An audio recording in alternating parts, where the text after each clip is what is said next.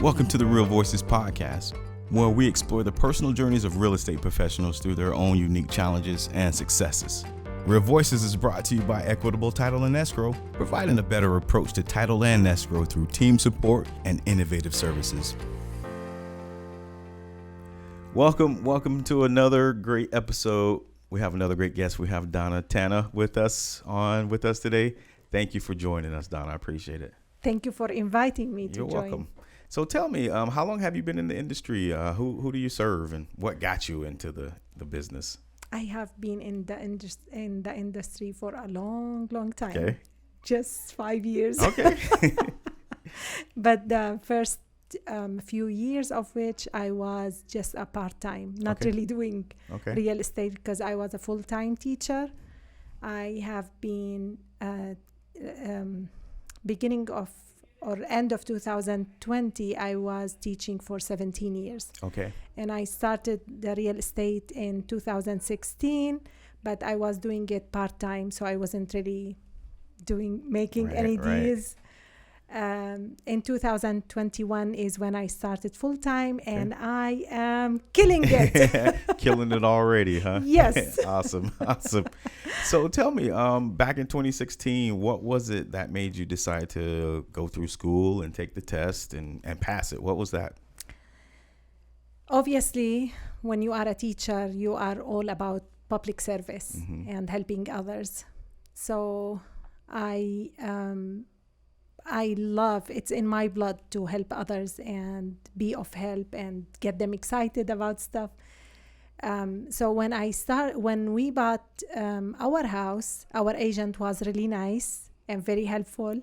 And I felt so good with my family when we got the house, because we had a house of our own now. Right. So,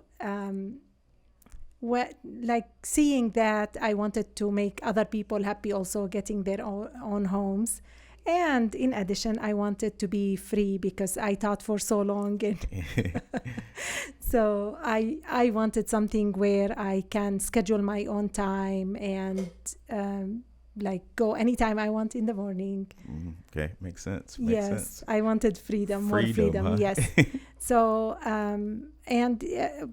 now seeing families doing what we did, my family and I, and how we felt, feeling what we felt when we got our first home, it drives me every day. It's amazing when you put a person in a new home and you help them out and how happy they are. Right. Yeah. Right. So this is the force that drives me every day. Awesome. Thank you. So I'm guessing that's the teacher in you, right? The public servant. Yes. Talk to me a little bit. That transition from working with children and, teaching them to helping families and adults find homes.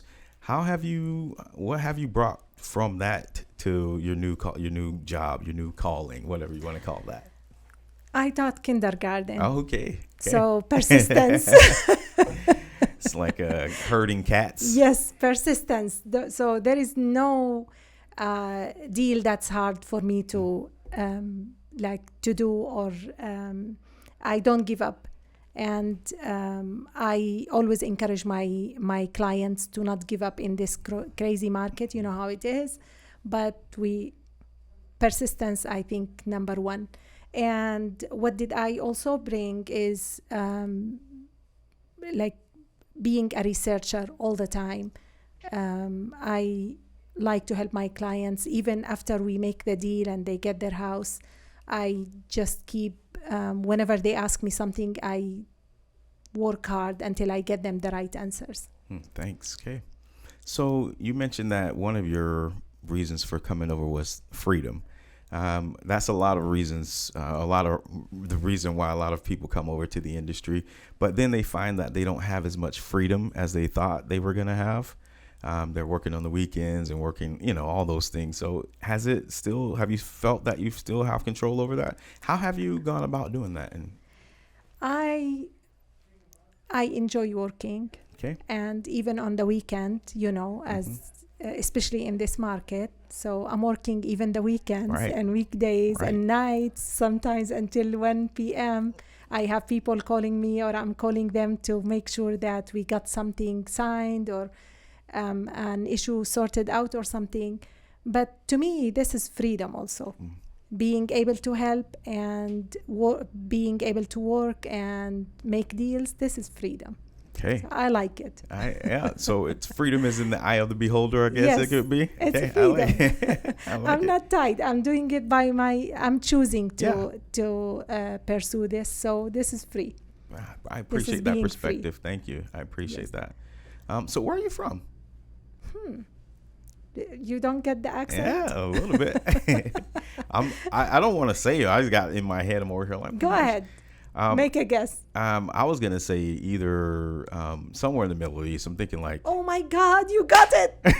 All right, awesome. Yes, I'm from Syria originally. Okay. Yes. Okay. So I speak Arabic and I speak English, obviously. All right, yeah. So I can help a wider range of clients this way because I get the two languages. I'm fluent in both. Are there many people here who you can reach out to who speak the language? Many. Tell me a little bit about that.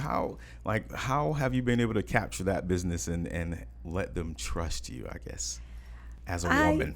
Yes, I don't know. They capture me all the time. My clients call me. They say I would say probably Facebook played a huge role. And maybe because people got to know me before doing real estate, because I am an inventor of a patented math teaching tool that is for preschoolers through 3rd grade. And I was starting to work on manufacturing it when I started a Facebook page that blew. In 1 month had 5,000, almost 5, not exactly 5,000 likes, and I did lives and stuff. So I don't know, but now they call me out of nowhere. Really nice people call me, and they just tell me, we don't want to work with somebody else. We just want to be working with you to find our home. So I guess I'm blessed. It's a blessing. Yeah, good feelings, right? Good feelings all around. So I'm not doing any advertisement or anything. I just get people to call me and say and also from referrals. All the clients that I helped over the last 2 years, they send other people and they let them know about me. So I'm thankful to all of those people. I appreciate you sharing that. One of the things I talk about with your spheres is, once people trust you, you're going to be all right. They'll be your cheerleader, and that's all you really need. Yes, really. And I think if you are focused, if your main focus is not about just closing a deal or making money, from closing a deal, that's what I mean. If your focus is your client and their best interest is your number one priority, they feel it. You don't have to tell them. They will just feel it.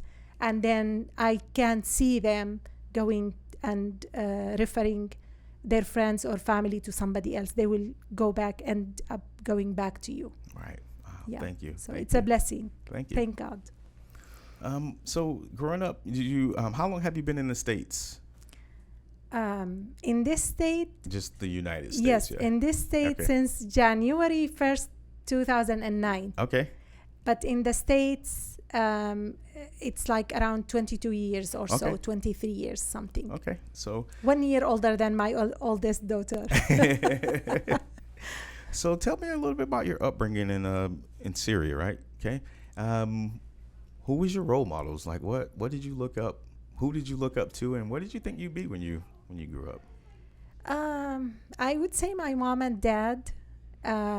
Although they did not achieve much themselves, but we grew up really poor, really poor. And I saw them not giving up, and they kept pushing us. We were 5 kids, and sometimes we didn't find something to eat. So we went outside and ate from the garden. Whatever is there, orange, apple, it doesn't matter. So no balanced food or anything, but yet we saw that they didn't give up, and they kept pushing us to get education, all of us, and all 5 of us did a good job. And I have 2 doctors in the family. Oh, that's awesome. Yes, thank God. Yeah. And we are all university graduates, and that pushed me. My parents being like, in spite of all the suffering and the scarcity of everything around them, no money at all, yet they kept telling us to get education, and they will do their best to support us. So that was my thing. I wanted to always be the best, so I can mirror my parents first, and second, help them and help others that are around me.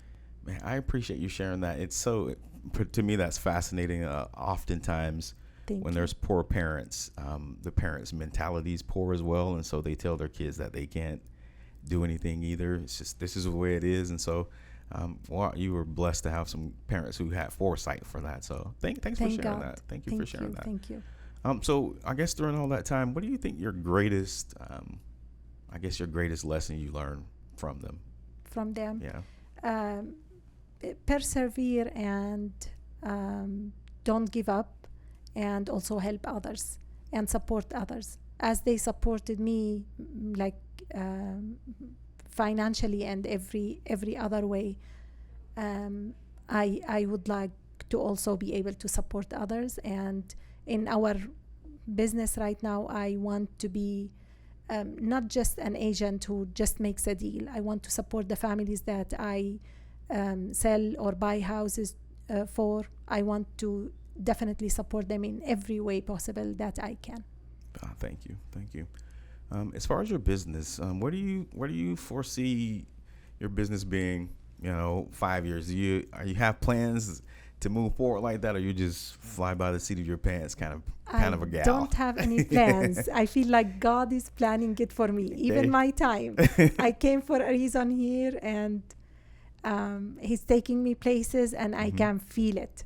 That's I can awesome. feel it every single day, because I feel like there are things that I should have scheduled or something, and He cancels appointments for me on His own and stuff. So I feel blessed. Thank you. Yeah. I was talking with someone earlier at lunch about that. As we grow up, for whatever reason, we stop dreaming and just feeling like we have to follow all these rules that the world has set up for us, and we just stop dreaming, and we die a little bit inside. So I can see that you're still alive inside. I appreciate that. I'm like too young to die now. I'm only 21. I'm just 21. Just turned 21 on August 22nd. So Awesome. there's no way I can give up.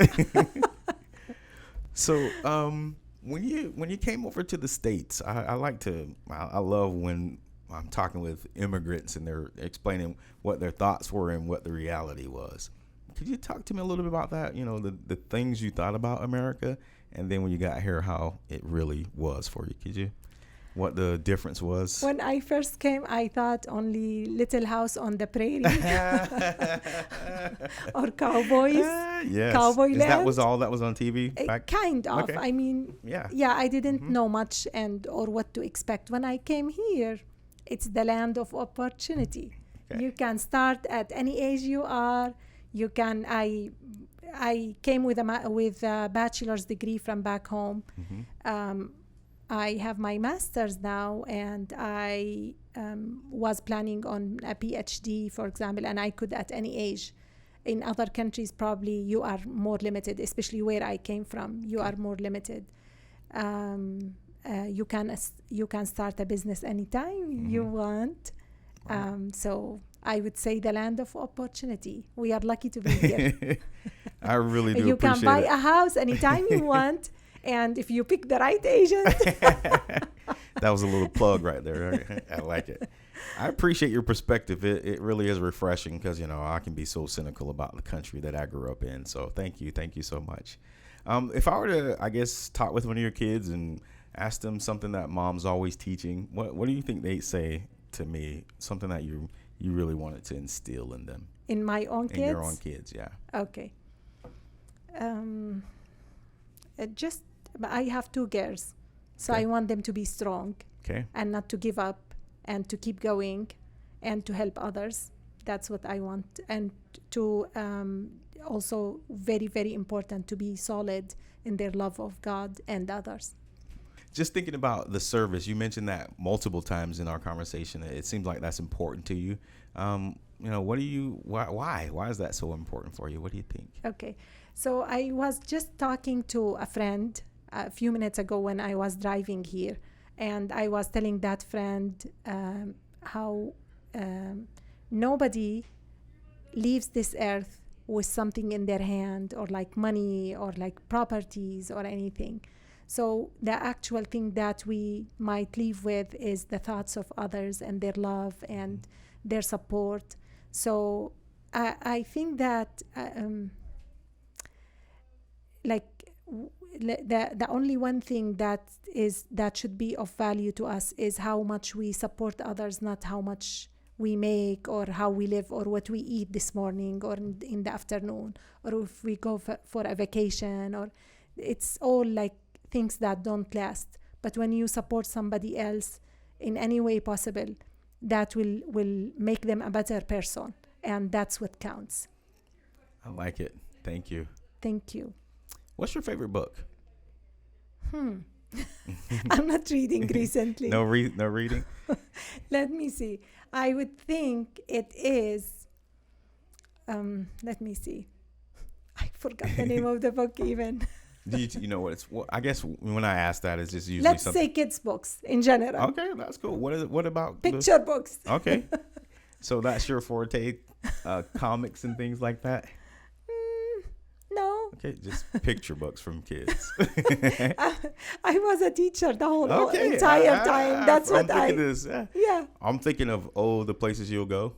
You know that one with Dr. Seuss. Yeah, or maybe that would be a good one. A good catch for today too. Love it. The places you'll go. Yes. I really do like that book. My wife actually gave that book to me back in 2002 or so. I was having some struggles. We were just friends at the time, and she's like, "You're bright. You have places to go." So she gave me this book with a little note in it, and so the places you'll go. Yeah, yes, I appreciate that. That's a good one. Yeah, thank you.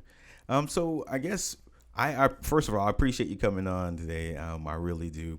And you seem so adventurous and just full of life, which I appreciate. Tell me. Or a ball of fire. My neighbors call me a ball of fire. I love it. Tell me, what is the craziest, most adventurous thing you think you've ever done? As a realtor? As in life. Let's just stick to realtor. Right. How about that? I'm okay with that. I would say showing like 20 homes in one a day. Yes. Yeah, that's a lot. Yes, and after coming back, writing offers for multiple clients. So was this one client you were taking around, or no, multiple clients? Multiple clients, but I managed to schedule all of them together. Wow. And I came back and I wrote offers for all of them. Wow, that's pretty wild. Yes, it is wild. Pretty wild. Well, I appreciate you coming on. I had a great time with your great conversation. Where can the audience find you at? Where Facebook, phone numbers? Where can we find you? Facebook. Okay. Facebook. I love Facebook. Awesome. It's for younger people like me. I like it. So they can find me. My name on Facebook is Thanaa, Thanaa Salloum, Salloum, and this is my profile, my personal one, and my business one is Marvelous Phoenix Homes. Marvelous Phoenix Homes is my page, and I'm also on for my invention also, it's the Marvelous Math Bonder, if they would like to also check that. I'm also on YouTube, the same name, and on Instagram. I'm everywhere. Awesome. Like soon enough, I'll be in Hollywood. Thank you so much for coming on. I appreciate it. Thank you. Thank you so much. Have a good one. Thank you. You too. God bless.